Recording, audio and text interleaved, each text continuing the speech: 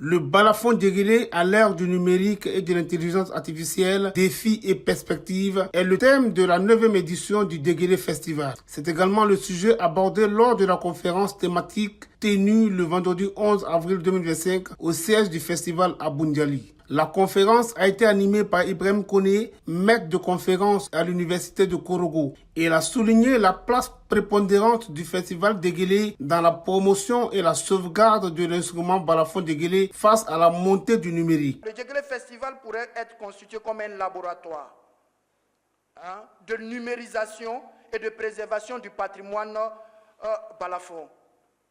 Elle aura pour tâche, en tant qu'institution, elle aura pour tâche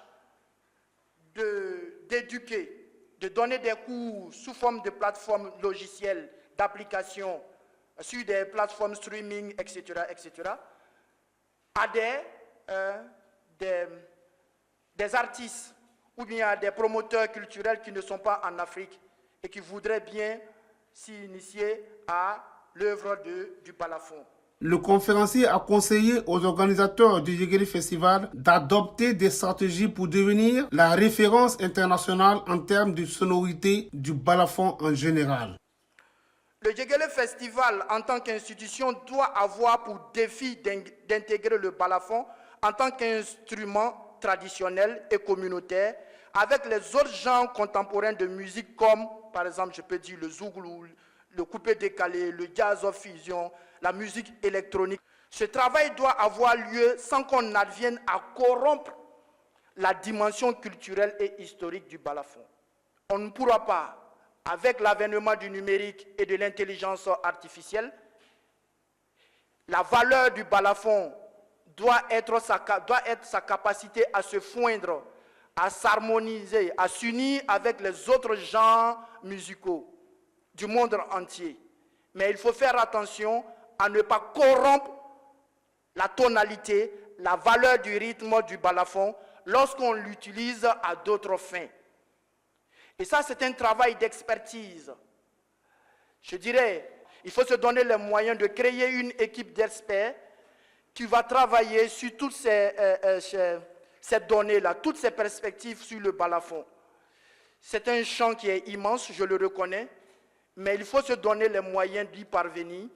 Des experts nationaux et étrangers de la culture présents ont donné leurs avis sur le sujet, tant pendant les échanges qu'à l'issue de la conférence. Lorsqu'un bien est inscrit au patrimoine mondial de l'UNESCO, ce bien doit être préservé et puis promu.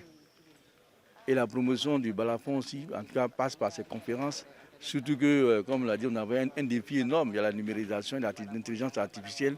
Comment faire pour ne pas que notre balafon traditionnel qui est classé au patrimoine ne disparaisse au profit de certains autres sons. Donc toutes les contributions comme intellectuelles sont importantes. Le conseil régional dirigé par le ministre Bruno Koné a commencé à inscrire une école du balafon à Couteau. Déjà les murs sortent de terre et dans cette école, il sera enseigné et la fabrication du balafon, le jeu du balafon, et aussi au sein de cette école, tous les instruments fabriqués seront en même temps vendus et de façon numérique. C'est-à-dire que si vous êtes aux États-Unis, vous êtes en Indonésie, que vous avez besoin d'un balafon, vous pouvez commander ce balafon-là en ligne et puis on vous l'apporte. Donc l'école du balafon vraiment sera très bienvenue et Dieu merci, les travaux sont sortis. Ce n'est plus en termes de projet, puisque déjà les bâtiments sont de terre et nous espérons que jusqu'en fin d'année, les bâtiments seront prêts. Il y a même tous les curricula de formation sont déjà disponibles. Donc ça va être vraiment un apport considérable de la pérennisation et la valorisation du balafon. Il y a la préservation traditionnelle, à savoir la pratique par les musiciens traditionnels et les fabricants d'instruments au niveau traditionnel, mais il y a aussi la préservation des techniques de jeu et des sonorités à travers le numérique et l'intelligence artificielle dont on a parlé. Il existe aujourd'hui un grand nombre de logiciels qui intègrent les sons du balafon. Et ces sonorités-là, ayant été intégrées, sont accessibles à tous, africains comme non africains. Maintenant, pour l'authenticité de l'expression à travers ces sonorités-là, il est important pour tous de s'approcher de ceux qui maîtrisent la technique de jeu, afin par exemple de ne pas sortir des sonorités du balafon. On sait que le balafon djegele par exemple a 12 lames. Donc si on veut jouer un répertoire du djegele et qu'on utilise cette sonorité-là sur le piano, on peut aller au-delà des 12 lames. Mais quelqu'un qui connaît le balafon djegele, il n'ira pas au-delà parce qu'il sait qu'au-delà, ce n'est plus le balafon, ce n'est plus le djegele qu'il joue. Parce qu'il a la capacité, mais ce n'est pas parce qu'on a la capacité qu'on doit le faire. En respect pour le répertoire du djegele, il y a certaines échelles qu'on ne peut pas dépasser. Donc voilà un des éléments, par exemple, qui va participer à la préservation. Oui, au Burkina Faso, le balafon également est utilisé par presque toutes les ethnies. Hein.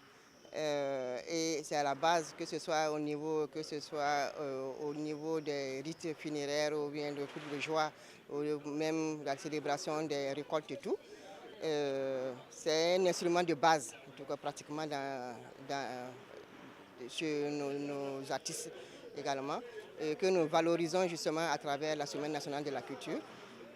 Donc le gouvernement en tout cas est en train de prendre des dispositions pour préserver d'abord l'arbre là même, pour que ce ne soit pas détruit définitivement, parce que nous constatons avec la désertification que nous perdons beaucoup de plantes en tout cas qui sont utiles pour nous. Donc des mesures sont prises à travers justement le ministère de l'Environnement pour la préservation de l'espèce. Le patrimoine culturel qui est le djengele, qui est le balafon, à le djengele ici, c'est une source de fierté pour la Côte d'Ivoire et pour l'Afrique. C'est une source de richesse, c'est une source diplomatique, c'est une source culturelle. Donc il faut s'y mettre. Le numérique viendra compléter. L'intelligence artificielle, c'est ce que vous lui donnez, qu'il mette en valeur, qu'il expose. Mais moi, j'y tiens que d'ici l'année prochaine, pour la 10e édition, qu'il y ait un médiathèque. Djengele fait déjà beaucoup. Vous avez vu le débat? C'est trop fort. Les perspectives sont meilleures. Les défis sont énormes.